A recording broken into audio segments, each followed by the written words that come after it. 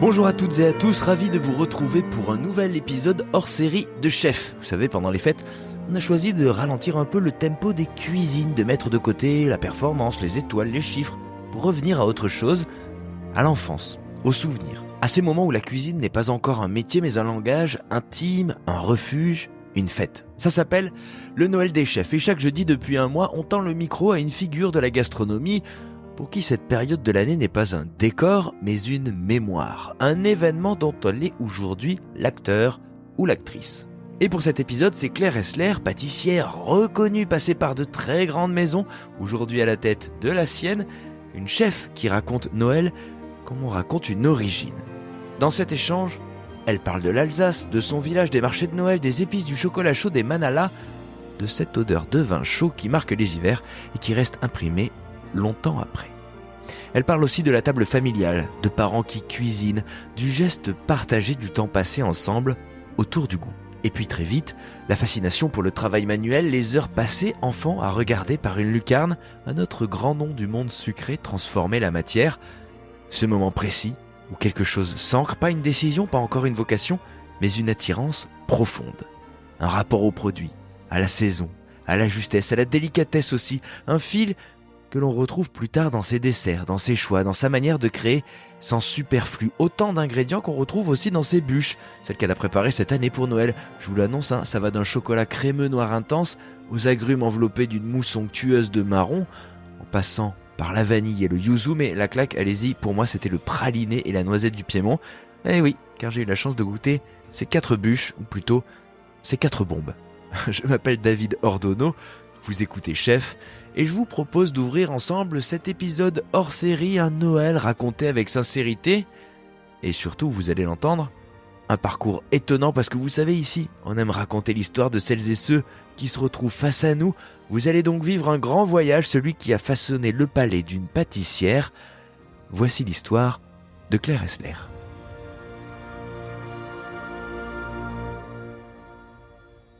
Moi, je suis originaire d'Alsace, d'un tout petit village qui s'appelle Niedermorschwihr, qui est souvent connu, enfin les gens connaissent ce village pour les confitures de Christine Ferber. En fait, c'est ma voisine, moi j'ai grandi en mangeant ses pâtisseries. Pas mal ça. Ça c'est pas mal. Ses pâtisseries et sa confiture. Et c'est vrai qu'en Alsace, Noël est très présent, très fêté avec ses marchés de Noël, toutes ses traditions. Alors déjà, la fête de la Saint-Nicolas, les manalas qu'on mange, donc ces petits brioches en forme de bonhomme, les pains d'épices, les bridala qu'on fait en famille après une journée de travail, une journée d'école. Donc oui, j'ai beaucoup fêté Noël quand j'étais en famille, quand j'étais petite. J'adorais aller sur les marchés de Noël, manger des marrons chauds, enfin me réchauffer même les mains avec les marrons chauds. Donc c'est plein de souvenirs et c'est une ambiance que j'aime, qui me touche beaucoup.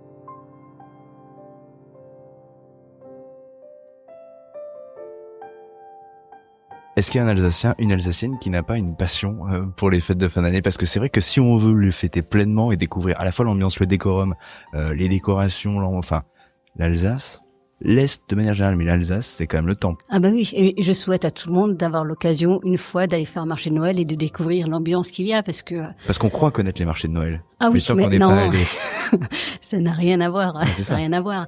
Et c'est même les décorations que chaque habitant fait chez lui. Enfin, il y a tout qui est beau, quoi. Il y a tout qui est beau, il y a tout qui est décoré. Il y a une ambiance chaleureuse. Ça sent le vin chaud partout, les épices. C'est chouette. C'est vraiment à faire. Ce qui vient dans votre discours et dans votre récit quand on évoque ces images, c'est bien sûr des représentations. On vous imagine et on le voit, ce marché dont vous parlez, mais c'est beaucoup de goût aussi. Quoi, les souvenirs? Vous parlez de marron chaud, vous parliez là à l'instant d'épices. Il y a des souvenirs comme ça qui sont indissociables pour vous de ce temps de l'année? Ouais. Alors le chocolat, parce que chocolat chaud, Saint-Nicolas, et puis il fait froid, donc on a envie de se réchauffer. Donc le chocolat pour le chocolat chaud, les épices pour le pain d'épices, tous les petits gâteaux de Noël en forme de bonhomme, d'étoiles, de sapin. Et alors on peut le dire, cette odeur de vin chaud que moi j'adore vraiment. Ah ouais. Est-ce qu'il y a des souvenirs de table, des souvenirs en famille qui comme ça aussi révèlent ou réveillent des souvenirs gustatifs au-delà de ce qu'on pouvait trouver justement alentour et dehors et dans les marchés comme on en parlait? Parce que l'Alsace, c'est une terre de gastronomie aussi. Ouais, tout pas à fait. négligeable. Même si je trouve que pour les repas de Noël, on reste quand même assez classique, avec les huîtres, le foie gras. Enfin, on a une région à C'était foie comme gras ça chez de toute vous manière. aussi. Oui, bien sûr. Ouais. Et puis on a une vraie belle région à foie gras. Donc oui, on reste quand même assez traditionnel, je trouve, dans les repas. En tout cas, dans ma famille, on reste assez traditionnel pour les repas de fête de fin d'année. Dans ce podcast, on a l'habitude de remonter le fil justement de l'histoire des interlocuteurs pour comprendre comment un peu s'est dessinée leur palette de goût et puis aussi leur manière de créer dans cet univers-là. Vous, l'environnement de votre enfance, on l'a un petit peu esquissé à ce moment des fêtes de fin d'année, mais ça ressemble à quoi? Est-ce que la table a une importance particulière? Est-ce que vous pouvez nous raconter un petit peu dans quel genre d'environnement vous avez grandi? Alors, moi, je suis issue d'une famille où on aime bien manger, où il y a toujours eu cette culture de partager, de manger, de faire à manger à la maison. Mes parents cuisinaient beaucoup. Au quotidien? Au quotidien, oui. Ouais. Ma maman, comme mon change la papa, donne, chacun avait ses spécialités. Moi, je me souviens de papa qui faisait des beignets de fleurs de sureau. Ça, c'était Trop délicieux. Chose qu'on fait pas couramment, quoi. Non, non. C'est Et il y a un truc qui est pas courant et que vous semblez décrire, c'est aussi l'équilibre. Parce que souvent, notre génération, c'était un peu Ouais. papa de temps en temps et maman au quotidien. ouais, non, là, les deux aimaient beaucoup cuisiner. Et moi, j'aimais participer. J'aimais cuisiner. J'ai toujours été attirée par les métiers de bouche, de toute manière. Et je pense que le fait d'habiter en face de chez Christine Ferber m'a beaucoup influencée. Ça, Ah c'est oui. évident. Je suis un vrai bec sucré. J'ai toujours aimé manger des gâteaux, même des sucreries, on va se dire. Et le fait d'avoir sa boutique en face de chez moi et son laboratoire, il y avait une petite lucarne qui donnait qui donnait sur son laboratoire. Et moi, quand j'étais petite, j'adorais, en revenant de l'école, m'arrêter, m'asseoir sur les marches de l'escalier et regarder ce qui se passait, ce qui se passait dans ce laboratoire. Donc, je pouvais rester des heures à voir les pâtissiers transformer les matières premières, faire les gâteaux. Ça m'a passionnée et je pense que c'est aussi de là qu'est venue mon attirance pour ces métiers. La petite graine comme ça, plantée Ouais, dès tout à l'enfance. fait. Qu'est-ce qui vous impressionnait de ce que vous découvriez là? C'était parce que souvent, quand on parle de pâtisserie, ça marche aussi un peu pour le chocolat, mais la pâtisserie globalement, il y a une forme de magie. Il y a un côté on transforme, il y a un petit côté alchimie.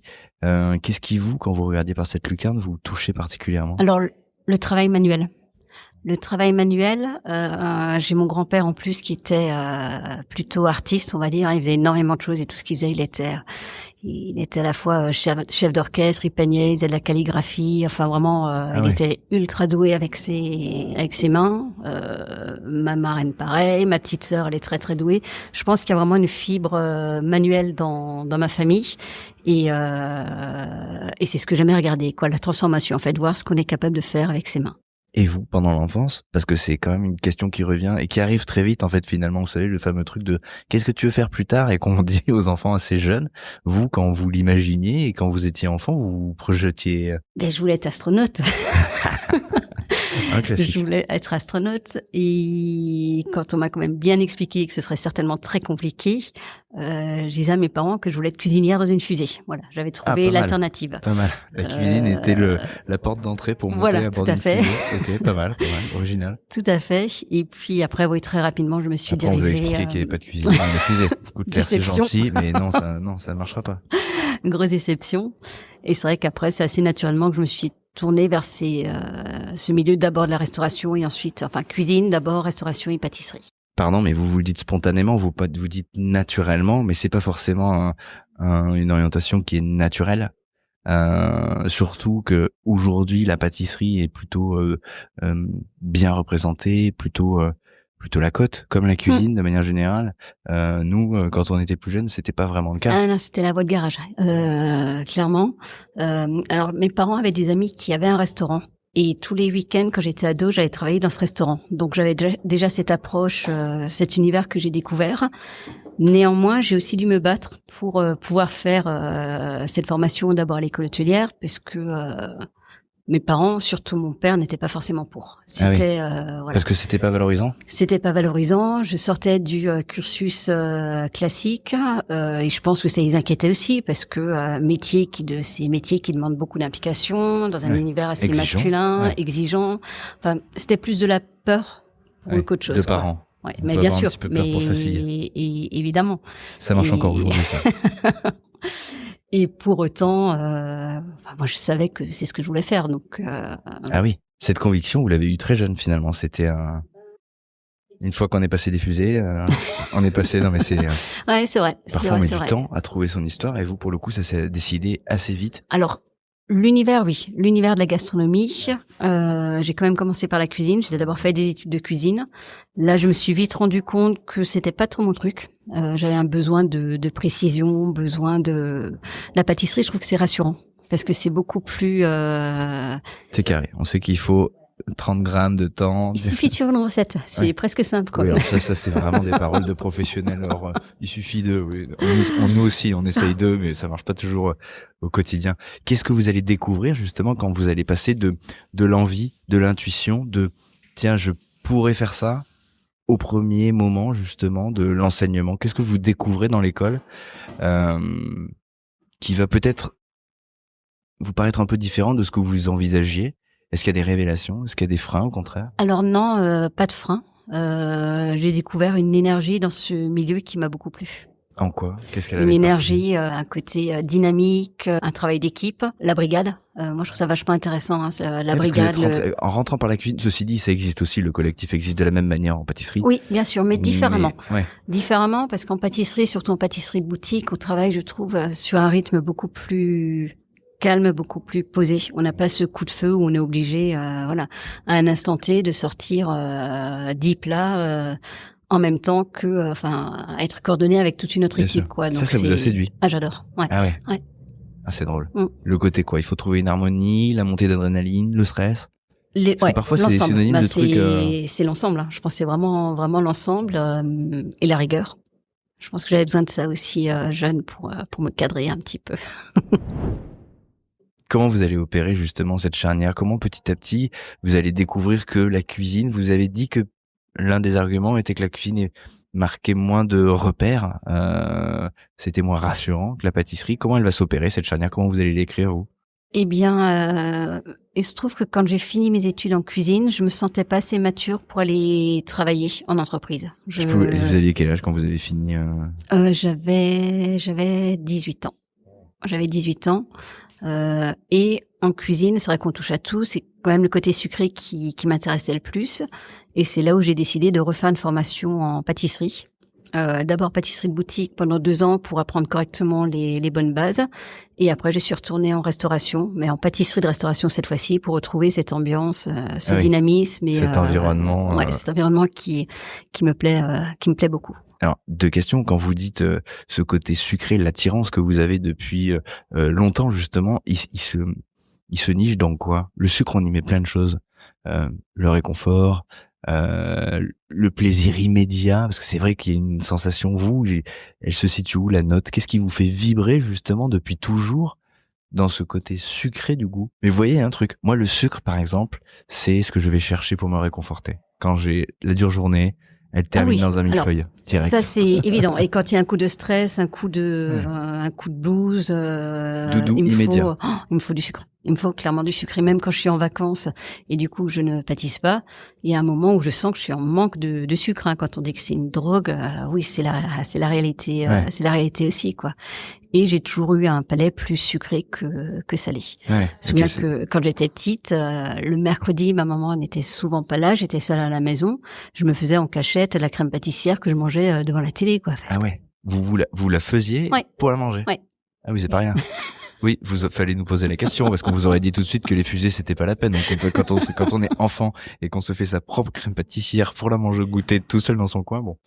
OK, c'était un petit peu dessiné quand même. Vous dites que vous avez réappris les bases avec la boutique et très vite que vous avez voulu revenir dans l'environnement, en tout cas pour débuter là professionnellement. Finalement, on se parle des premières expériences.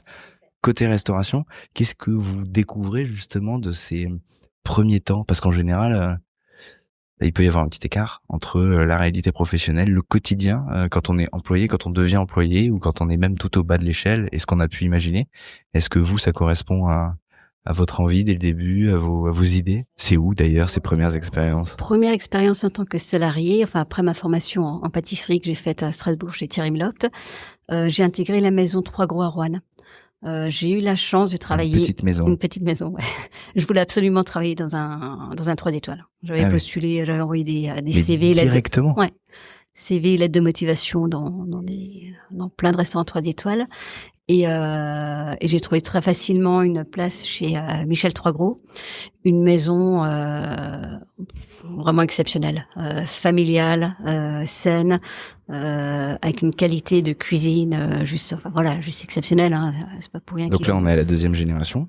Oui, tout à fait. Oui. Chef Pierre était encore là de temps en temps, il passait en cuisine pour nous dire bonjour, et c'est Michel qui tenait la cuisine, quoi. Et là, honnêtement, ça a été magique, quoi, parce que j'ai appris tellement de choses là-bas, quoi. On était une dizaine de pâtissiers, on faisait absolument tout sur place. Mon chef pâtissier de l'époque était Sébastien Desgardins, qui m'a très vite fait confiance. Et je pense que j'ai beaucoup travaillé aussi pour qu'il me fasse confiance, mais voilà, c'était pas forcément gagné dès le départ. Et j'ai pu, j'ai appris plein de choses, quoi, comment goûter, comment trouver l'équilibre. Michel Troisgros, il a quand même cette particularité d'avoir une cuisine et une pâtisserie très équilibrée, avec toujours cette pointe d'acidité, ce petit côté citronné qui vient ramener un coup de peps, et qui aujourd'hui, fait partie de ma manière de travailler, quoi. Si j'ai pas cette petite touche d'équilibre, d'acide dans un dessert, ça me manque.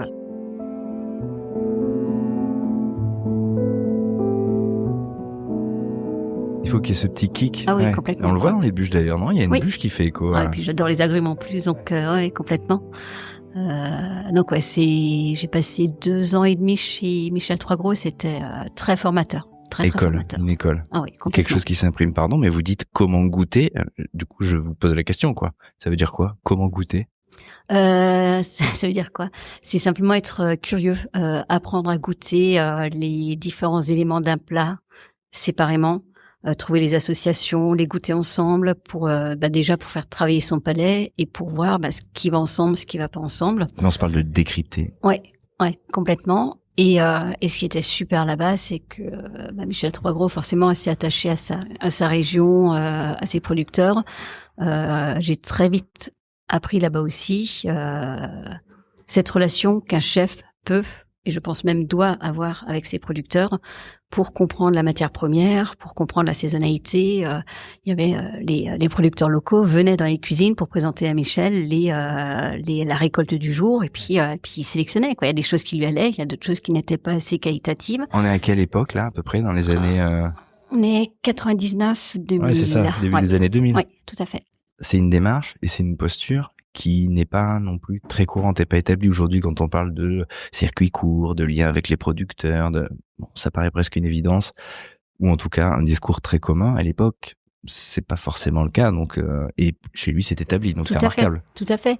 Et moi, comme c'était ma première maison, en fait, ça me paraissait totalement normal que ce soit partout pareil. Je me suis rendu compte par la suite que c'est pas forcément le cas, mais j'ai été piquée à ça. Et en pâtisserie. Et en pâtisserie, parce que souvent la pâtisserie, c'est hors sol.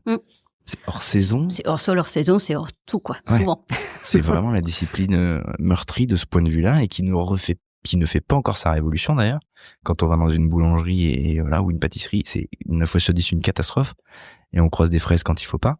Donc là, vous, en fait, dès le début, vous découvrez finalement une forme de grammaire qui va vous guider tout du long. Mais oui, et de ce fait, j'ai aussi mon palais qui s'est éduqué à ça, parce que quand on goûte des fraises qui ont été cueillies le matin, ou des framboises qui ont été, qui sont ramenées directement après la récolte, qui sont le goût, c'est ça. Voilà, qui ne sont pas passées par une chambre froide. Cette notion de goût des aliments, je l'avais, quoi. Donc ça marque.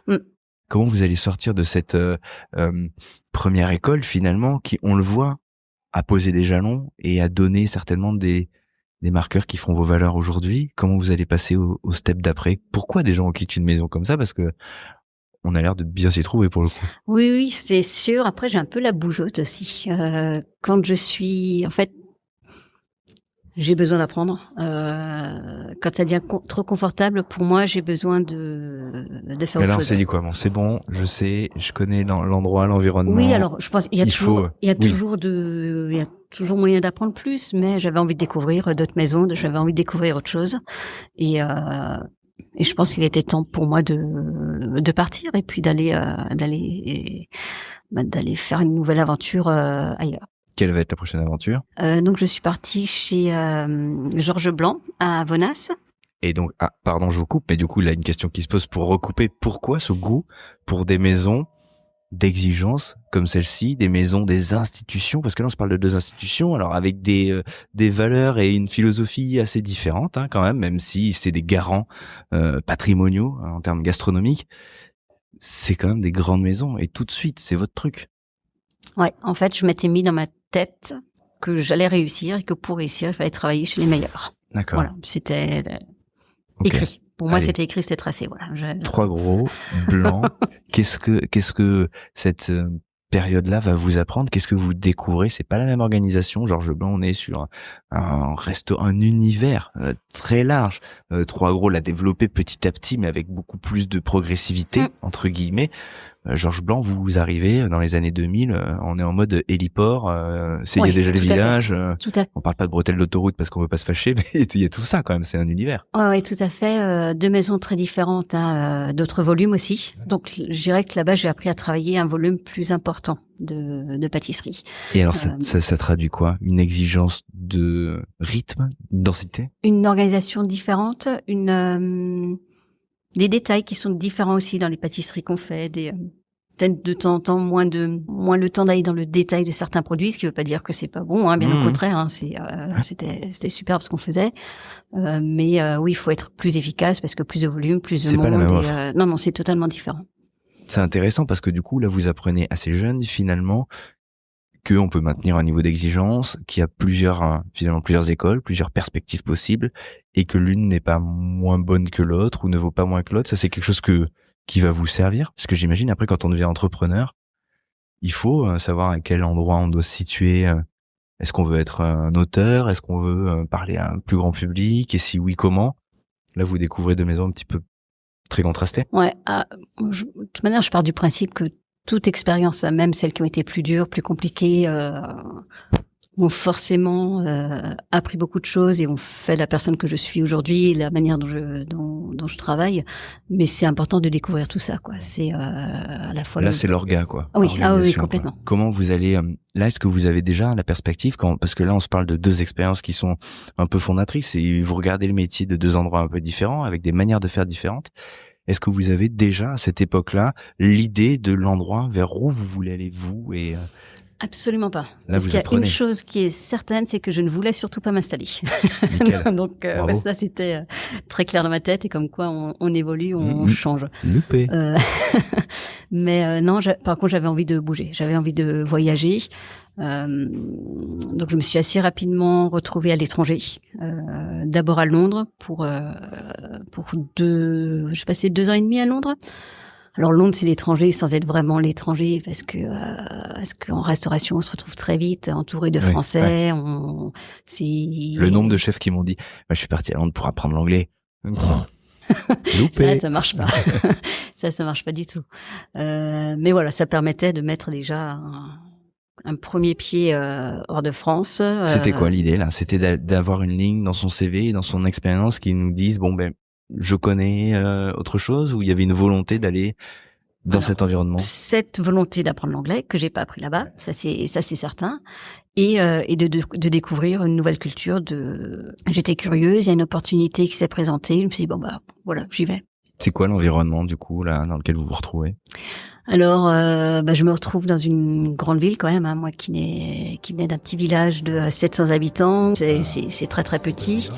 Donc j'ai découvert ce que c'est que de vivre dans une capitale avec le monde, le bruit et une fois de plus l'énergie que ça amène. Et je me suis rendu compte que j'adorais ça, quoi. Je trouve ça hyper stimulant, quoi. À un moment où en plus la scène gastronomique londonienne est en train de monter et là où on a eu pendant très longtemps une caricature de la gastronomie anglaise, là il y a une revanche qui est en train de s'écrire. Ah bah à Londres, complètement. clairement. Il y a une nouvelle génération qui arrive. Complètement. Nous, on était quasiment que des Français dans le restaurant où on travaillait. C'était un restaurant étoilé, le Greenhouse. Et non, on faisait vraiment de la super qualité, quoi. Et on s'amusait beaucoup. Vraiment, Londres pour ça. Voilà, j'ai passé les années où... C'est drôle parce que les auditeurs le voient pas, mais on voit, et dans vos yeux, et dans votre sourire, que bon, la pâtisserie était super, qu'on a appris plein de trucs, ouais, mais qu'il y avait aussi mais voilà, il beaucoup fallait de plaisir. vivre un peu, quoi. Génial, génial. Non, c'était intéressant. Comment va s'écrire la suite et qu'est-ce que vous remportez de cette expérience-là? Alors, la Bon, suite... j'ai pas appris l'anglais. La suite est assez marrante parce que, en fait, j'ai été contactée par le groupe Ducasse pour aller travailler au Japon. Moi, j'étais bien dans ma petite vie à Londres, on rigolait bien, on était avec les copains en colocation. On se parle de belge? Oui, c'est belge. Et je n'étais absolument pas attirée par l'Asie, contrairement à beaucoup de gens. Moi, le Japon, franchement, c'était pas du tout mon truc. Et puis, je me suis... Mais pardon, mais il faut que vous nous racontiez qu'est-ce que ça vous fait quand on vous contacte, parce que là, on vous imagine, on vous a suivi apprenante dans les pas de mentors ou en tout cas de grands noms. Qu'on ait parlé de 3 gros, de Georges Blanc. Là, il y a Ducasse, ou ce qu'il représente, qui vous appelle vous, pour ce que vous êtes. Mais problème, parce que je peux pas refuser. Parce que je peux pas refuser. Mais pourquoi? Qu'est-ce qui fait et qu'est-ce que ça vous fait quand vous recevez cette proposition? Ça me fait peur, avant tout.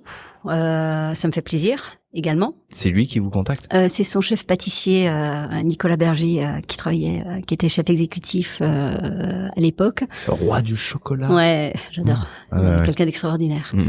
Et puis en fait, je me suis dit, c'est une opportunité que j'ai pas le droit de refuser, quoi. Donc il faut y aller. Voilà. C'est quoi l'enjeu? C'est quoi la feuille de route? Il y a un truc à conquérir, il y a une adresse à créer, il y a une carte à mettre en place. C'est quoi un petit peu la...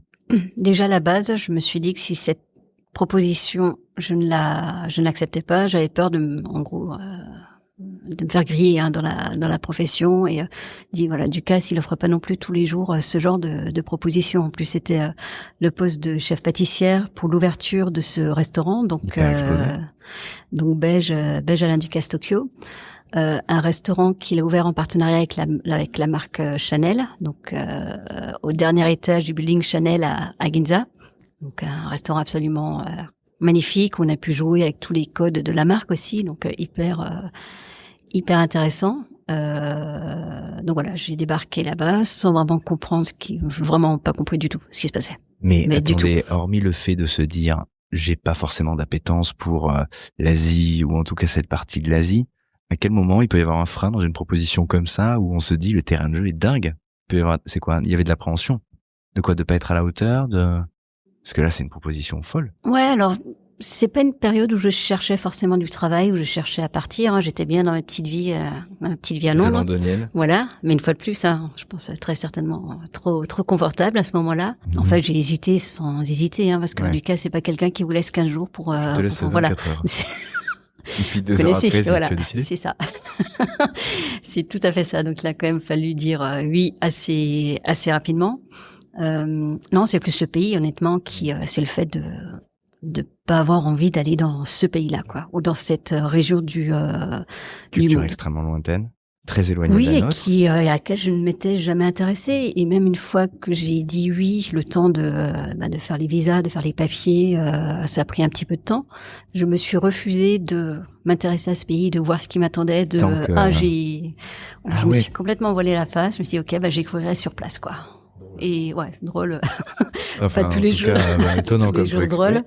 Et et voilà. Et puis, honnêtement, ça a été l'expérience la plus riche et la plus enrichissante que j'ai pu avoir. Je pense aux gens qui nous écoutent, et notamment aux plus jeunes qui sont nombreux à nous écouter. Là, on est typiquement dans un truc où on a une projection, où on se dit, par préjugé, sans connaissance, en fait, non. Et ce que vous nous dites, c'est que c'est... Ouais. Faut y aller, en fait. Le risque, il n'y a pas vraiment de risque. Au pire, ça marche pas, quoi.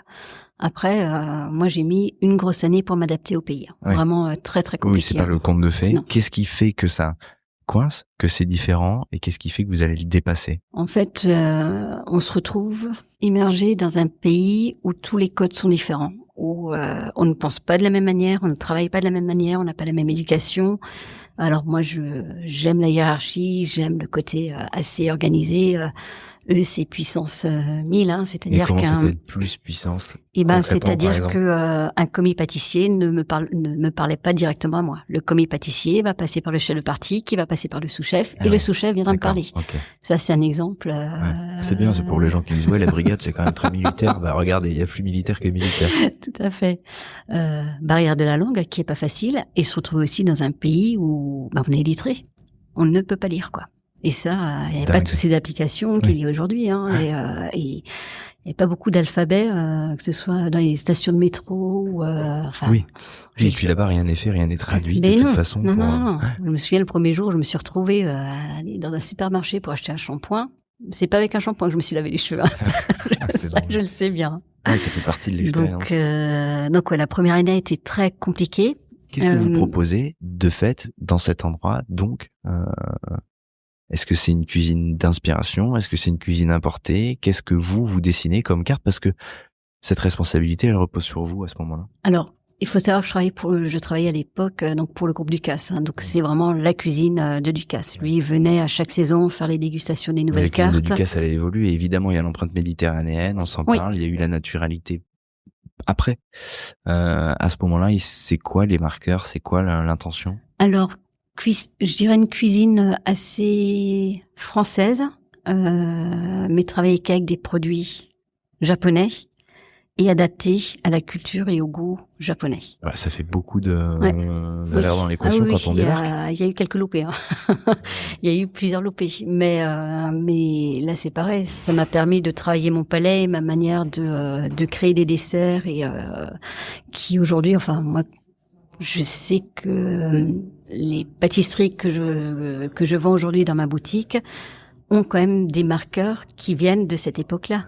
Les Japonais mangent beaucoup moins assaisonné que nous, que ce soit salé ou sucré. Donc en fait, toutes mes recettes ne leur convenaient pas. J'ai du tout des sucrés. Parce que c'était trop poussé? Ah, c'était beaucoup trop sucré pour eux. Ils aiment la pâtisserie aussi plus légère, moins grasse. Et ils sont très très attachés à leur saison, à leur terroir et à tous les codes qu'il y a autour, quoi, en fait. Quand on a dit ça, on a l'impression qu'on se dit, bon, ils ont tout compris, en fait. Ah, mais oui, mais complètement. Et puis, c'est hyper touchant, quoi. En fait, la saison, n'importe quelle saison, ils la fêtent pas un seul moment, quoi. Je veux dire, c'est tout au long de la saison. Dès qu'il y a l'arrivée d'un nouveau produit, c'est une fierté, c'est des fois une fête. C'est une célébration. Ouais, une forme de célébration, quoi. Les arts de la table changent en fonction de l'avancement des saisons. C'est super chouette. Aujourd'hui, à Paris, vous allez dans un restaurant japonais, il y a des fleurs de sakura, sur votre assiette. Là-bas, fleur de sakura, vous la voyez que pendant la période de floraison du cerisier, quoi. Après, vous la voyez plus. Donc c'est vrai que tout cet attachement à cette culture, au terroir et à la nature, c'est très très touchant, quoi. C'est intéressant parce que ça dit quelque chose aussi de l'intention. Quand on crée, et notamment en cuisine, et c'est valable aussi en pâtisserie, il y a la notion de l'intention. Qu'est-ce qu'on y met de soi, mais qu'est-ce qu'on décide de saisir aussi de la saison, de ce que la nature nous offre à ce moment-là, qu'est-ce qu'on a envie de traduire. Et là, on est dans une école de la délicatesse, finalement, de la pleine conscience. Tout à fait. Oui, tout à fait. Et il faut savoir, alors j'ai mis du temps pour le comprendre, hein, et il faut savoir s'adapter à ça, sinon ça ne marche pas. Ouais, ça ne c'est passe pas possible, non.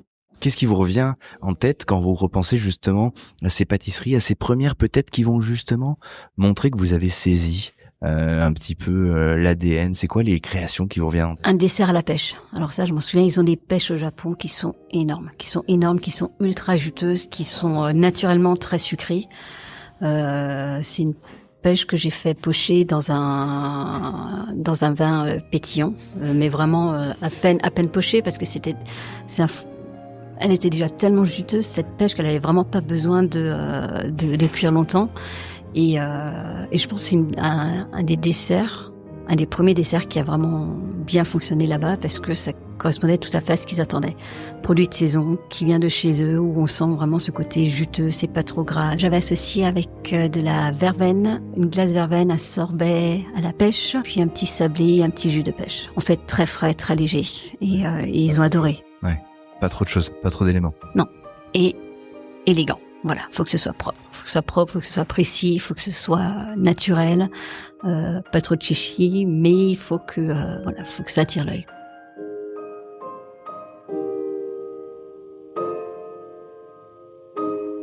Vous vous souvenez de ce sentiment qu'on a tous vécu à un endroit ou à un autre de notre vie, où on passe de « je ne comprends pas », je suis dans un environnement dont je n'ai pas encore les codes ou que je n'arrive pas à lire, à « je me déploie ». Là, quand vous nous parlez de dessert, on sent que vous déployez, que vous dites, ça y est. Moi, il a fallu que je me débloque un jour, et ça s'est passé. C'est le hasard qui a fait un peu les choses, parce que je suis partie au Japon avec un visa vacances-travail, donc un visa d'1 an. Comme ça se passait plutôt bien, on m'a demandé si je voulais rester, et comme cette première année a été très très compliquée. Ouais, j'aurais dit, je sais pas. Donc, on va faire la demande de visa. Si ça passe, c'est bien. Si ça passe pas, c'est bien aussi. Honnêtement, j'étais incapable de prendre la décision toute seule. Je m'en remets au sort. Et ça a passé. Et là, ce jour-là, je pense que ça a débloqué quelque chose chez moi. Et les 2 années qui ont suivi, je suis restée 3 ans au Japon. Les 2 années qui ont suivi, je me suis vraiment, libérée. Je suis éclatée. Parce que le sentiment de toute façon, je dois y aller. Donc, c'est fait. Le plus dur est fait. Maintenant, c'est du plaisir. Du plaisir, faut travailler quand même, c'est pas, ça reste pas facile, avec un rythme assez soutenu.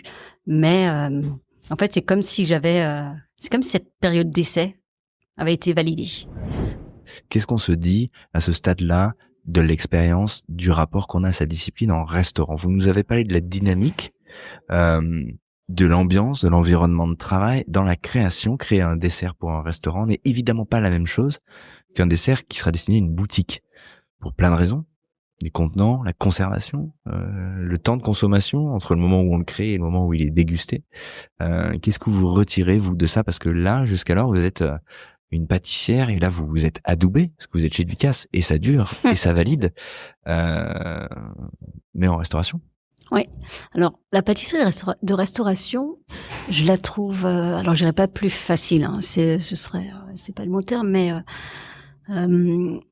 les contraintes sont beaucoup moins exigeantes en pâtisserie de restauration. On peut se permettre plein de choses qu'on peut pas se permettre en boutique. Parce que ça va pas faire tout de suite, et on dit que ça va tenir. On peut être sur le fil à tous les niveaux, au niveau de la température, au niveau de la texture, au niveau même du goût. Il peut y avoir une minute entre soi et la table, donc. Tout à fait. Je dirais qu'il y a presque tout qui est permis en restauration. Donc je trouve qu'il y a une liberté qui est assez intéressante. Qui rapproche finalement la discipline beaucoup plus de la cuisine à cet endroit-là. Oui, tout à fait. Qu'une fois qu'elle est séparée et qu'elle est dans la boutique. Tout à fait. Et ce côté cuisson, ce côté éphémère, ce côté on cuisine. Quand j'ai quitté la cuisine pour aller en pâtisserie de boutique, j'avais besoin d'être assurée. Après, j'ai appris mon métier et je me suis ensuite autorisée cuisiner ma pâtisserie avec moins de recettes, avec plus de feeling et ça c'est vraiment chouette. Ouais, c'est intéressant, c'est marrant ça. Il y a pas mal de pâtissiers qui opèrent ce move, enfin pas mal. En tout cas, les plus grands parlent souvent justement de ce petit switch où finalement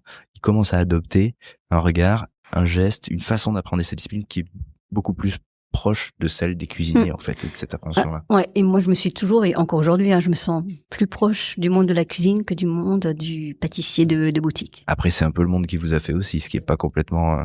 Comment vous allez évoluer? Comment on quitte un endroit comme ça? Comment on quitte Alain Ducasse? Comment on quitte le Japon? En fait, au bout de 3 ans, j'avais besoin de voir autre chose. Une fois de plus, le fameux... oui, j'ai mes cycles. Ok, allez, c'est bon, je crois que j'ai fait le tour. J'ai mes cycles. Ouais, je pense que j'avais fait le tour dans ce restaurant. J'avais besoin de partir du Japon aussi, de me sentir de nouveau un petit peu plus libérée que ce pays où il y a beaucoup de contraintes, beaucoup de codes. Ouais, c'est ça, très codifié. Ouais, des fois c'est un petit peu lourd. Donc j'avais besoin d'autre chose.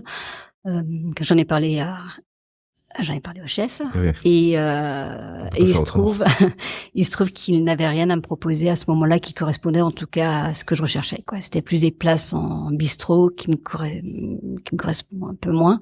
Donc je suis partie, je voulais... Et il a compris? Oui, tout à fait. Parce qu'il a un truc qui est assez... C'est quelqu'un que je trouve très très honnête dans sa manière d'apprendre les choses, et notamment ce qui est son grand talent, d'arrimer des gens à tel endroit, il est très visionnaire pour ça. Mais complètement. Et mais il a une vraie règle qui est de se dire, je veux bien que tu partes si j'estime que t'as fait le tour. Donc, s'il a été dans ce truc, c'est qu'il a estimé lui-même que vous aviez fait le tour à cet endroit, en tout cas, de la discipline. Tout à fait. Et puis, et par la suite, il a toujours suivi mon parcours. Je le vois. Enfin voilà, on se croise régulièrement. Moi, j'ai énormément de respect pour la personne qu'il est, par tout ce qu'il m'a appris, par son exigence et la manière dont il m'a fait grandir, parce qu'il m'a vraiment fait, vraiment fait grandir. Qu'est-ce qu'on retient d'Alain Ducasse? Est-ce qu'il y a des choses, moi, dès qu'on parle de lui, il y a des choses qui me viennent en tête, des préceptes, des règles, des choses qui sont parfois rabâchées, mais c'est quoi les premières? Il y en a plein. Quand vous parliez de votre plat, par exemple, pour moi, c'est Ducasse, si ça n'a pas lieu d'être, ça dégage. Ah oui. Il faut pas de superflu. Il faut que chaque élément dans une assiette ait sa place, ait du sens. Alors en pâtisserie, c'est surtout pas de sucre, mais bon, déjà j'étais au Japon, donc naturellement je n'en mettais pas beaucoup. Mais encore une fois, c'est assez que vous découvriez ça à ce moment-là. Les pâtisseries désucrées aujourd'hui, ok, c'est un discours qu'on connaît. Mais là on parle c'était 2004-2007, donc effectivement. On ne parle pas de ça. Ouais. Ah, oui, tout à fait. Et c'est marrant parce que moi j'ai mon palais qui a vachement évolué là-bas, parce que je suis partie du Japon avec des recettes qui me correspondaient, alors qu'au début, je ne les trouvais pas assez sucrées. Donc, c'est marrant, c'est hyper intéressant de voir comment le palais évolue. Et alors autant j'ai appris à travailler l'acidité avec Michel Troisgros, que j'ai appris à travailler l'amertume avec Alain Ducasse. Ouais, ça, lui, c'est un dingue d'amertume. Wow. Et c'est marrant, hein. Non, mais parce qu'on, c'est marrant parce que moi, je suis persuadé de ça et c'est pour ça que ce podcast existe. C'est que je pense qu'on cuisine comme on est. Et c'est vrai pour la pâtisserie aussi. Je pense qu'on finit par ressembler à ce que l'on fait de toute façon. L'amertume, c'est quand même, pour moi, en termes de goût, la maturité extrême. Et d'ailleurs, on le voit, les enfants ont beaucoup plus de mal avec l'amertume en général que les personnes. Donc, il y a quand même ce degré final, en fait, je trouve, en termes de palais. Ouais. Et d'aller le confronter au Japon. Il y a un truc entre la délicatesse, le côté très affûté, parce que le Japon, parfois, ça peut être l'éloge de la fadeur. Et aller trouver, justement, cette subtilité, cette sensibilité dans sa cuisine ou dans sa pâtisserie. Sous l'aile d'Alain Ducasse, en plus. C'est une école extraordinaire, je pense. Ah oui. Ah ouais, c'est, enfin, ce que je dis, ça a été les 3 années les plus formatrices de ma vie, à tous les plans. Personnel, professionnel, ouais, c'était magique. Ça forge. Vous allez, du coup, les investir comment? Et j'imagine que vous allez rentrer avec une certaine force et pas mal de confiance en soi, sûrement. Confiance en soi, je sais pas. Je sais pas si un jour j'aurais vraiment cette confiance. Moi, je trouve ça bien aussi de se mettre, de douter, de se remettre en question. Je trouve ça intéressant aussi. Non, après 6 années au Japon, comme j'avais envie de voir quelque chose de différent, je suis partie à Dubaï. Donc, autant dire que c'était très, très différent. Très différent. Et puis voilà, c'est pas le Dubaï qu'on connaît aujourd'hui, quoi. Mais ça a été une expérience humainement très riche. J'ai travaillé là-bas pour un hôtel. J'avais envie d'avoir une expérience en hôtellerie, donc j'ai travaillé là-bas pour le groupe Hyatt, au parc Hyatt, qui est un très bel hôtel, qui existe toujours. Et en fait, ce qui est magique là-bas, c'est de travailler avec dans l'hôtel, on était une 40aine de nationalités différentes. Et ça, honnêtement, c'est hyper formateur. Ça nous apprend à être tolérants, à s'adapter aux gens, à savoir comment traduire, on parle pas de la même manière à un Indonésien qu'à un Indien, qu'à un Allemand, je dirais autant sur un point de vue professionnel côté pâtisserie, je me suis amusée, c'était limite facile pour moi parce que le niveau n'était pas le niveau qu'il est aujourd'hui. Aujourd'hui, Dubaï, ça cartonne quand même bien. Donc en termes de pâtisserie, c'était assez facile, mais humainement parlant, c'était magique. C'est marrant parce que c'est un peu des hubs. Et dans la cuisine, il y en a eu plusieurs. Ça tourne un peu, les endroits qui vibrent dans la planète sur la food, et c'est vrai pour la pâtisserie aussi. Mais il y a ces moments où il y a des endroits qui concentrent des grandes mixités, et finalement, c'est des très bonnes écoles. Notamment pour apprendre peut-être la phase entrepreneuriale qu'un jour vous allez découvrir. Ça, je pense que c'est une arme hyper importante de mélanger. Comment vous allez petit à petit prendre votre indépendance? Est-ce qu'elle commence à se dessiner, cette envie-là de parler en votre nom, même si votre nom commence forcément à circuler dans le milieu à ce moment-là? Il m'a fallu encore un petit peu de temps. Qu'après Dubaï, je suis rentrée en France, à Paris, pour le coup, en travaillant pendant une petite période au Ritz avec Michel Roth.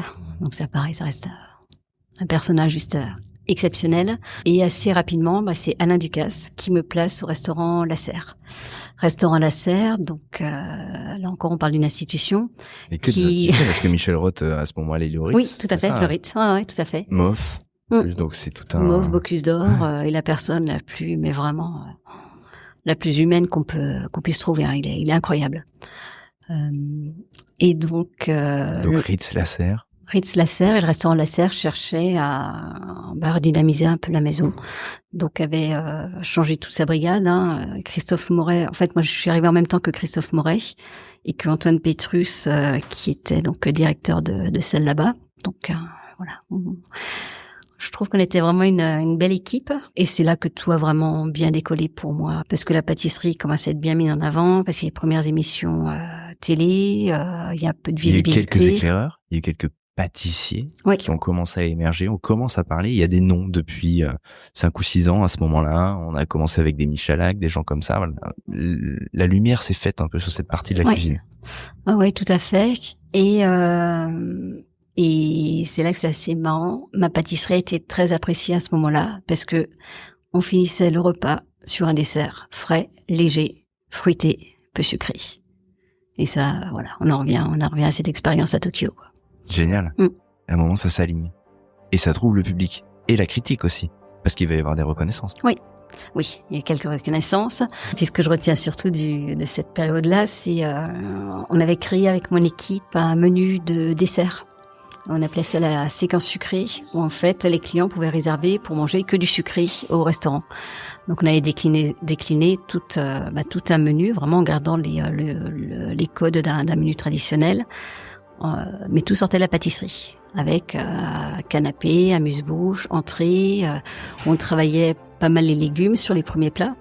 Petit pois, quand on est en début de saison, c'est tellement sucré que ça marche tout seul en pâtisserie.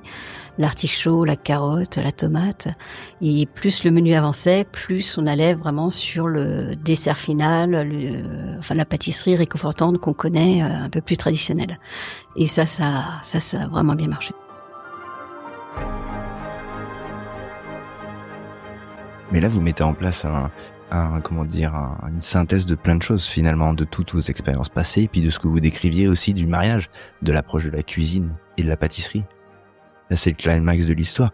Qu'est-ce que vous vous dites à ce moment-là de l'endroit où vous voulez emporter votre discipline et de la manière dont vous vous projetez, vous? Parce que quand on est consacré, parce qu'à ce moment-là, vous l'êtes, par la critique, il y a des reconnaissances qui tombent, vous le dites, et on se pose la question de savoir si on est arrivé, de savoir si on doit pousser, de savoir si on doit encore créer, réfléchir, innover, ou c'est quoi là? Alors, c'est plutôt le côté innovant qui me plaît bien, l'audace. Ouais. Proposer des choses. Besoin de mouvement. On est sur un petit besoin de mouvement constant. C'est vrai. Proposer quelque chose d'audacieux. Ça me plaît. Parce que je me souviens très bien avoir proposé au départ à ma direction de faire ce menu 100% sucré et ils n'étaient pas forcément partants. Ouais. Pardon, mais je sais pas si c'est déjà vu à cette époque-là, mais voilà. Non, ça s'était pas fait. Et je me suis dit, ok, c'est pas grave. J'ai travaillé dans mon coin avec mon équipe pendant 4-5 mois facilement. Et ne dites rien, mais bon, quand même essayer ça. C'était clairement ça. J'étais allée chercher les arts de la table à gauche et à droite. Et puis un jour, j'aurais dit, j'aimerais bien que vous veniez manger ce soir au restaurant. J'ai des choses à vous présenter, quoi. Et j'aurais déroulé tout le menu. Génial. Et ils ont adoré. Donc, et vous là, avez ça fait a pris le truc 15 en jours. sous-marin. Vous avez fait le truc en sous-marin avec vos équipes. Et là, ça a pris 15 jours pour que tout se mette en place, quoi. Ils étaient complètement, ils étaient à fond. À ce moment-là de l'entretien, c'est pas mal de poser cette question, je pense, du regard que porte le cuisinier, le chef, sur ce que vous faites vous. Là, clairement, de nombreux chefs se seraient offusqués de cette histoire, ou se seraient dit qu'il y a, on pourrait dire une mutinerie quasiment, ou une forme d'insoumission, parce qu'il faut aussi que ces terrains-là cohabiter, c'est jamais une évidence. On parle souvent de la salle et de la cuisine, il a existé quand même un clivage énorme entre la pâtisserie et la cuisine. Vous semblez ne pas en avoir pâti, en l'occurrence avoir été souvent dans les endroits où ça faisait sens, qu'il y avait une forme de va-et-vient entre les deux. Tout à fait. Moi, j'ai tellement appris des cuisiniers que, je leur enfin, j'en suis très reconnaissante. J'ai jamais eu ce problème de tension. Et même à ce moment-là où vous proposez quasiment une manière de vivre le restaurant à votre... Bah non, parce qu'en plus, c'est tout bête. Moi, j'ai proposé un dessert aux artichauts. Je savais pas tourner les artichauts, donc j'ai dû demander aussi comment on fait, quoi. Non, il y a pas eu de souci. Il y avait une quantité de tables qu'on réservait pour ce menu pour les clients qui voulaient. Et là où le travail était hyper intéressant, c'est qu'Antoine Pétrus, qui était à l'époque en salle, avait fait un accord. Alors c'est pas un accord mets et vin, pour le coup, c'était vraiment mets et boisson, qui était lui aussi très audacieux. Et qui matchait super bien. Donc je trouve qu'au contraire, ça amenait une bonne dynamique au restaurant. Ça faisait parler du restaurant. À partir du moment où ça fait parler du restaurant, et ben ça, la logique veut que ça marche. Oui, mais vous savez comment c'est parfois ça. Mais non, mais je reviens sur le fait que j'ai eu de la chance de travailler avec des chefs qui sont sains, qui ont pas de problème d'ego, et moi j'en ai pas non plus. Et puis c'est facile quand c'est comme ça. À ce stade-là de ce qu'on se dit et de cet échange-là, je me pose la question, et je pense que ceux qui nous écoutent aussi, de comment on va arriver justement à tordre entre guillemets cette espèce de veine d'exploration que vous avez, qui vous anime. On comprend que, et je pense qu'aujourd'hui c'est toujours pas fini cette histoire d'avoir envie de rechercher toujours en cuisine, en restaurant en l'occurrence, vers une pâtisserie justement plus grand public, plus ouverte, qui va rentrer dans d'autres process. Comment vous allez opérer ce virage-là?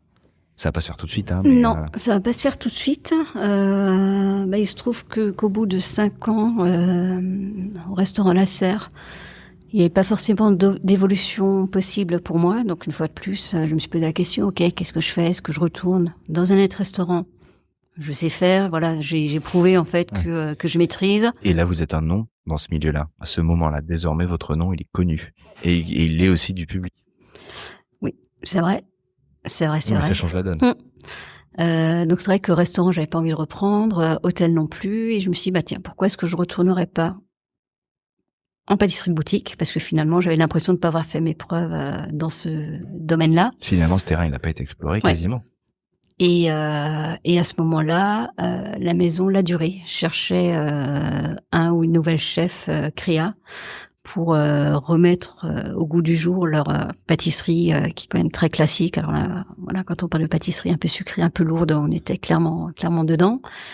Et c'est une place qui m'a très vite séduite parce que c'est une maison qui est internationale et qui me permettait de mettre à profit les expériences que j'ai passées, les années que j'ai passées, enfin l'expérience que j'ai acquise à l'étranger. Et notamment faire des créations spécialement pour le Japon, avec la connaissance que j'ai des produits, des saisons, de leur attente. Et vous étiez la personne. C'est hyper intéressant, quoi. Pareil pour le Moyen-Orient.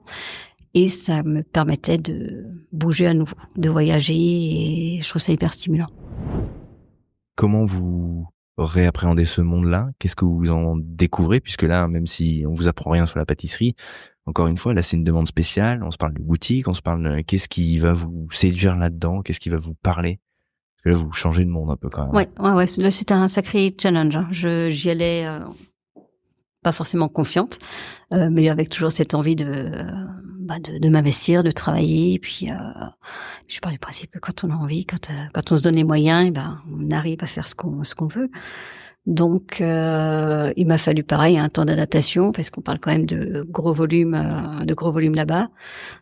Faut être patient parce qu'il faut pas tout changer du jour au lendemain. La Durée a quand même une clientèle très habituée, mais en même temps, c'est une période qui souffrait un peu du tourisme. Et quand il y a plus autant de touristes qui viennent à Paris, c'est aussi des maisons qui fonctionnaient un peu moins bien. Et la direction de La Durée voulait reconquérir cette clientèle parisienne, française. Puis j'ai petit à petit puis mettre ma touche. Et comment on fait pour justement petit à petit rentrer? Alors déjà, vous le dites, il faut faire preuve de patience parce que vous avez dû ronger votre frein un petit peu au début quand on arrive en ayant été la pâtissière sous les feux, en créant ces menus spéciaux, donc en devenant finalement une forme d'événement, une sorte de nom, de figure avec une typicité assez marquée, à un truc extrêmement grand public, déjà établi, avec des formats, des choses comme ça. Et on y va petit à petit avec une petite création par-ci, une petite création par-ci, une petite création par-là. J'exagère un petit peu, mais il faut pas vouloir tout révolutionner dès le départ. Faut aussi être à l'écoute. C'est facile à appréhender. Vous l'avez dit tout de suite ou ça a été compliqué de dire?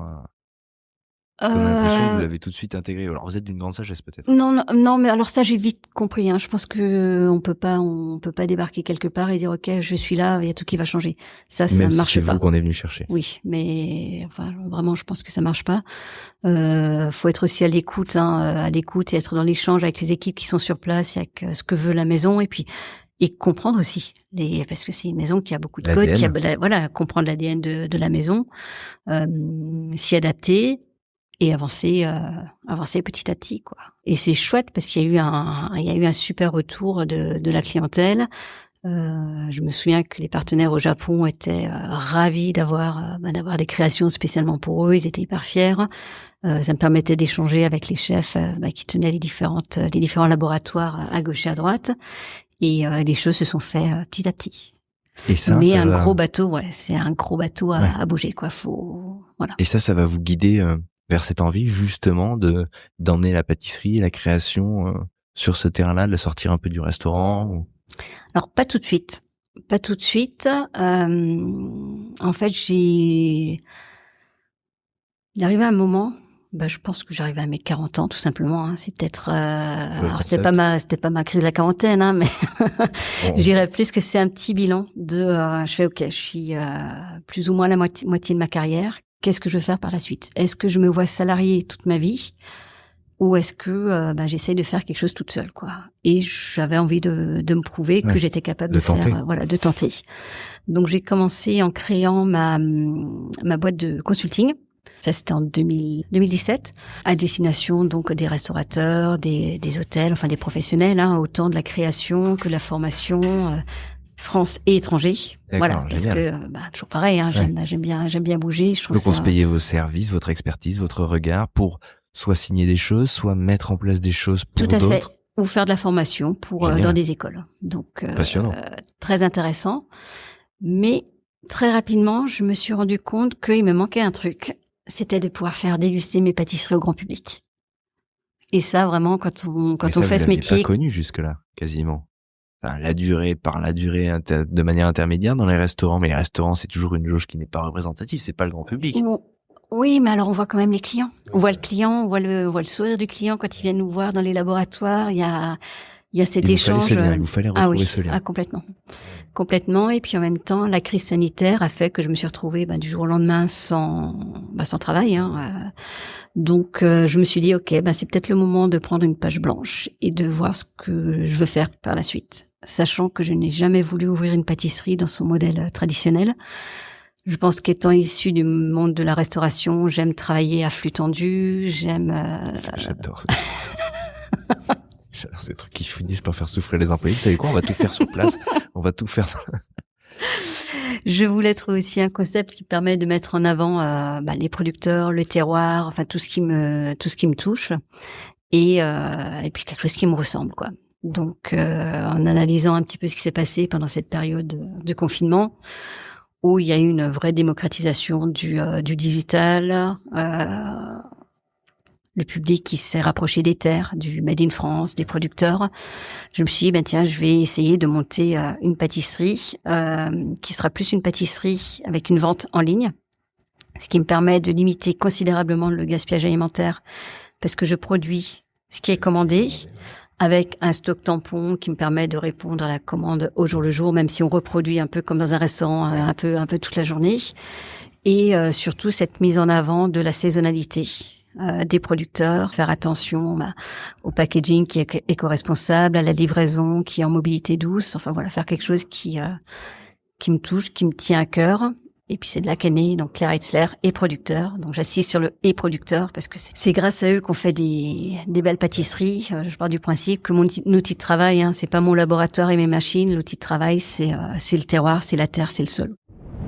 Comment c'est pris? Comment ça résonne? Parce que là, on se parle, quand vous racontez l'histoire, à ce stade-là, du projet, de l'idée, de comment il se dessine, quand vous appuyez sur le bouton et que ça devient une réalité, quels sont les retours que vous avez? Et est-ce que ce discours-là, ces valeurs-là, vous sentez qu'elles sont comprises, entendues? Est-ce qu'elles résonnent avec le public? Aujourd'hui, oui. Complètement. Ouais. Le début, ça veut dire que ça n'a pas été simple. Non, le début n'a pas été facile. Déjà, monter le projet, trouver le financement sur un concept qui qui n'existent pas et sur lesquels les banquiers ils ont pas de recul et Pas de modèle. et pas envie de prendre de risques, hein, donc ça a été assez compliqué et je tenais absolument à m'installer toute seule. Ça c'était vraiment important pour moi. Quoi, pas d'association, Non. pas de choses comme ça. Non. Ok. Pour être libre. Oui. Il est sorti naturellement celui-là. Ouais. Et- C'était même pas nécessaire, on avait compris. Je sais pas pourquoi j'ai posé la question. Et en fait, les clients ne comprenaient pas ce que c'était cette boutique où il n'y avait pas de vitrine, de pâtisserie, il n'y avait pas de produits d'exposés. Donc les clients sont venus petit à petit. Mais comme on fait des choses qui sont quand même pas trop mal, le bouche à oreille a très vite fonctionné. On est dans une ville, on est à Levallois, donc une ville qui est pas très grande, où les gens échangent beaucoup ensemble, où les gens sont attachés aux petits commerces locaux. Et le bouche à oreille a fait que ça a pris, je dirais, 4-5 mois pour bien décoller. Ouais. Ce qui est pas trop long non plus, c'est quoi, pas très long, mais c'est quand même un peu flippant au départ, quoi. Ouais. De se dire, hein, Voilà, il se passe quoi. ouais. Et Les jours sont longs au début. ouais, ouais. tout à fait. Ouais, et puis beaucoup, voilà. Beaucoup de remises en question. Ouais, C'est ça quoi, fait c'est peur. le soir, c'est le genre, est-ce que j'ai fait le bon choix? Parce qu'on se parle de ces journées-là. Alors, en fait. j'étais quelque part convaincue que ça pouvait marcher. Fallait juste que je trouve par quel billet passer pour que les clients viennent, quoi. Et c'est des trucs tout bêtes, hein. On a fait pas mal de communication, distribution de flyers. Il a fallu qu'on se fasse connaître, quoi. Et à partir de Oui, là, il fallait faire cette pédagogie sur ce modèle-là, oui, en fait. complètement. Et que les gens en aient conscience et connaissance, évidemment, pour les gens, pour qu'ils se représentent l'idée, justement, telle qu'elle est née, quand on se parle d'un endroit où il y a rien, où il y a pas d'exposition. C'était quoi le process? Du coup, il fallait commander? Oui, donc là actuellement on a 70% de nos commandes qui sont faites via notre site internet. Donc ça c'est pour nous très pratique. Le matin on fait une extraction des commandes, on prépare toutes les commandes, plus ce petit stock tampon dont je parlais. Et puis en fait c'est une pâtisserie principalement digitale, mais je voulais absolument que le client lorsqu'il vient récupérer sa pâtisserie, Et est en contact. voilà, il soit quand même accueilli dans un lieu qui est chaleureux, qui est joli, qui est convivial, par des gens humains, qui vont avoir le sourire, qui vont être contents, alors soit de leur distribuer leurs commandes, soit de leur vendre d'autres produits, ou même des clients qui n'ont pas commandé, qui a un vrai échange. Hein. Je voulais casser ce côté digital. Donc la boutique elle est toute petite, hein, elle fait 50 mètres carrés. Mais c'est en bois, c'est en matériaux naturels, c'est mignon, c'est petit, c'est cosy, quoi. On s'y sent bien. Et donc les gens l'ont adopté finalement, ce mouvement. Ah oui, complètement. Alors on a touché vraiment une très belle partie de la clientèle levalloisienne, hein, qui est très régulière, très fidèle. Et on travaille de plus en plus en B2B. Et ce qui est intéressant, c'est qu'on vient nous chercher pour ces valeurs environnementales que j'ai voulu mettre en place. Et ça, c'est la chose qui me satisfait le plus. Ouais, ça a touché. Le message complètement. a percuté justement. Et comme en pâtisserie de boutique, on est quand même pas nombreux à défendre le producteur, la terre, les produits de saison, les produits pleine terre. Et on se rend compte qu'il y a un vrai marché. Ouais, et puis je suis vraiment satisfaite de voir qu'on nous fait confiance pour ça. Pour boucler cette histoire et la réancrer dans le temps qui est le nôtre en ce moment, il y a des créations pour Noël. Oui. Il y a 4 bûches. Tout à fait. Donc que les gens peuvent commander. Tout à fait. Parfois c'est un peu frustrant, on parle de trucs alors qu'on peut pas les commander ou parce qu'ils sont déjà commandés, mais là c'est possible, donc faut se le dire. Ces moments de célébration, en l'occurrence, les fêtes de fin d'année, mais il y en a plein d'autres au cours de l'année. Souvent les chefs disent que ce qui définit leur métier, leur travail, c'est que eux bossent quand les autres s'amusent. Vous les avez vécus, tous ces temps de fêtes, de célébration, au fur et à mesure de ce parcours qu'on vient d'égrener comme ça, de survoler depuis vos formations. Vous les avez vécus forcément côté cuisine, en travaillant, j'imagine, ou en pâtisserie. Vous les avez vécus comment? C'est quoi le souvenir de ces moments-là, justement, quand on est de l'autre côté? Parce qu'à un moment, les bûches, nous, on s'éclate parce qu'on les déguste, mais il y a ceux qui les font. Alors j'ai vécu les choses différemment en restauration qu'en pâtisserie de boutique. Ouais. Parce qu'en restauration, Restauration, la salle de restaurant, si elle fait 50 places assises, elle fait 50 places assises. Voilà. On va travailler différemment parce qu'on peut utiliser des produits plus nobles, parce qu'on peut se permettre d'avoir un menu qui est un peu plus excessif et on va s'amuser un petit peu plus. Ouais. Après, il faut savoir aussi que l'ambiance dans les cuisines, hein, ces jours-là, est quand même plutôt sympa. Hein. Le 31 décembre, moi, je me suis toujours bien amusée lorsque je travaillais en restauration. Je trouve ça toujours suspect, moi, les chefs qui disent, mais non, on fait un menu. Je me dis, putain, mais les gars, mais vous pourriez fermer quand même. Non. Bon, il y a quand même un truc où il doit y avoir une petite ambiance. Ça va être sympa. Oui, et puis même avec les clients, ils sont contents d'être là, quoi, et puis ils viennent nous voir. Donc ça c'est chouette. En pâtisserie de boutique, je trouve ça un petit peu plus douloureux quand même. Même beaucoup plus douloureux. Faut savoir qu'entre décembre et janvier, donc là je regroupe un peu la période de Noël et des galettes qui s'enchaînent très rapidement. La vague. Ouais. On fait, moi je fais un petit peu plus de 30% de mon chiffre d'affaires annuel. Donc, de 1, c'est la période qu'on n'a pas le droit de louper. Ouais. Et de 2, c'est une période qui est vraiment très, très lourde. Très lourde. Mais une fois de plus, ce qui est chouette, parce que moi, je suis aussi souvent en boutique, c'est qu'on voit les clients, ils sont contents, ils sont heureux de venir chercher les produits. Donc, moi, je me nourris beaucoup de ça. C'est hyper satisfaisant, quoi. Donc, même si la journée, elle est hyper fatigante, je rentre chez moi, je suis lessivée, je suis heureuse d'avoir procuré ce plaisir aux gens. Comment elle se traduit d'un point de vue managérial, cette intention? Parce qu'il est très dur de garder ce bel esprit dont vous parlez là et dont vous profitez et que vous échangez avec les clients, avec parfois les gens qu'on emploie dans des périodes de tension accrue. Comment vous faites pour... Alors, on s'organise vraiment longtemps à l'avance. Les volumes de production ou l'organisation de la production est quand même bien planifiée. Oui, mais vous préparez pas vos bûches Non, bien sûr. Mais non, on ne prépare pas les bûches au mois de septembre. Ça, clairement, non. Absolument Donc à un pas. moment, il y a quand même une espèce de vague là. Absolument pas, mais c'est vrai qu'on s'organise différemment. On est un petit peu plus nombreux dans le laboratoire aussi durant cette période. On travaille en 2 équipes, une équipe du matin, une équipe du soir, chose qu'on ne fait pas en période normale. Les lutins, c'est vraiment ça. Et surtout, j'ai des jeunes qui sont hyper motivés, qui aiment ce qu'ils font et qui ont envie d'apprendre et qui ont envie de s'impliquer et qui est saine. Une équipe qui est jeune, qui est dynamique. Enfin voilà, c'est chouette. Et qui doit être réceptive à vos valeurs, justement, à ce que vous essayez de raconter. Mais ça, c'est super. En fait, je sais pas si mes équipes viennent pour moi ou s'ils viennent pour mes valeurs ou s'ils viennent certainement pour les deux. Mais en gros, je sais que il y a quand même, comme il y a peu de pâtisseries qui travaillent des produits de saison, des produits frais, pas que des purées surgelées. La génération d'aujourd'hui, elle est à la recherche de ça. Ouais. Et en vrai, quand je vous entends parler de purée surgelée, il faut vraiment que la pâtisserie se fasse son examen et se bouge quand même. C'est moi qui le dis du coup. Merci.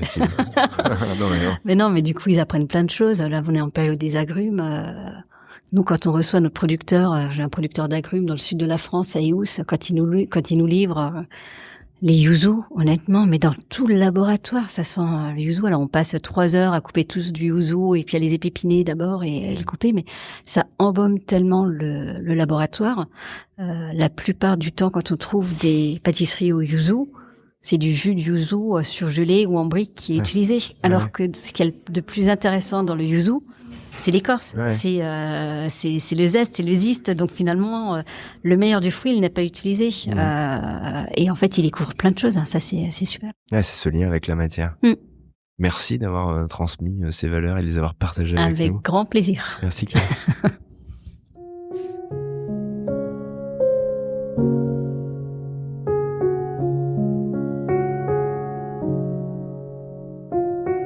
On ne force pas les choses, ni dans la vie, ni dans la pâtisserie.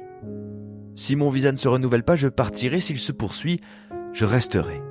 Des exemples comme celui-ci, on en trouve plusieurs, comme des marqueurs dans la vie de Claire Hessler.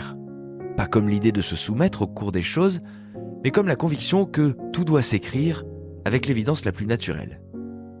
Comme s'écrivent les saisons, comme on laisse au temps le soin de faire, avec la conviction que rien ne sert de forcer et qu'en accompagnant le mouvement, si l'on est juste, aligné, à sa place, on va progresser. Elle évoque ce rapport presque apaisé au doute, le fait d'avancer sans jamais se dire qu'on est arrivé, de rester en mouvement mais sans faire de bruit pour autant. Et quand elle parle de son projet aujourd'hui, de cette pâtisserie pensée autrement, plus responsable, plus en lien avec le vivant, les producteurs avec le rythme naturel, on comprend que tout ce qu'elle fait prolonge ses souvenirs d'enfance dont elle parlait au début, ce Noël alsacien, ces tables familiales, ce goût du juste, du simple, du vrai. Il n'y a finalement pas de rupture dans son histoire et le fil s'est tendu de l'enfant qui regardait travailler par la lucarne de la pâtisserie et la chef qui aujourd'hui conçoit la sienne comme un acte de respect, de conscience totale autant que de création. C'est peut-être ça finalement l'esprit de ce Noël des chefs, comprendre que les gestes que l'on pose aujourd'hui sont souvent l'écho lointain de ce qui nous a construits. Et qu'aussi en vrai, on les fait pour les autres. Alors autant faire bien ou du mieux qu'on peut. Merci Claire pour ce récit personnel, précis, qui nous fait comprendre comment le chemin parcouru a finalement dessiné les créations qu'on peut déguster aujourd'hui. Merci à vous, chers auditeurs et auditrices, d'avoir écouté cet épisode hors série de Chef. On se retrouve très vite, on vous souhaite de joyeuses fêtes. Profitez-en pour écouter toutes ces histoires, tous ces souvenirs. Plein d'épisodes sont ici en mémoire sur Chef. Alors à très bientôt.